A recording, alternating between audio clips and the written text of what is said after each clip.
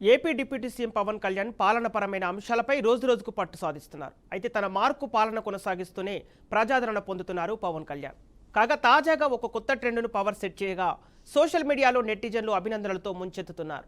ఇక తనను కలిసేందుకు వచ్చే అతిథులు ఎవరైనా దండలు పూలబొకేలు కాకుండా పేదల కడుపు నింపే విధంగా తీసుకుని రావాలని కోరారు.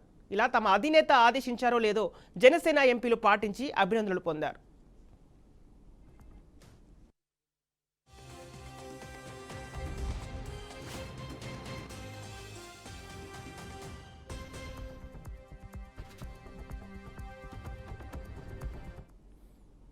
Deputy CM Pawan Kalyan chamber వద్దకు వెళ్లిన జనసేన ఎంపీలు ముందుగా పవన్ను కలిశారు.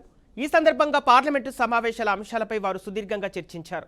చివరిగా ఎంపీలు వెనుదిరుగుతున్న సమయంలో వారు చేసిన పనికి పవన్ ఆనందంతో వారిని ప్రత్యేకంగా అభినందించారు.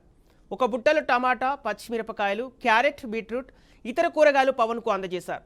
ఇలా తనకు కూరగాయల కానుకగా ఇవ్వడంపై పవన్ స్పందిస్తూ తనను కలిసేందుకు వచ్చేవారు కళ్లకు ఇంపుగా కనిపించేవి, కనులకు నిండుగా కనబడేవి తీసుకొని రావద్దని, 10 మంది కడుపు నింపేవి, పేదలకు ఉపయోగపడేవి తీసుకొస్తే బాగుంటుందని స్పష్టం చేశారు.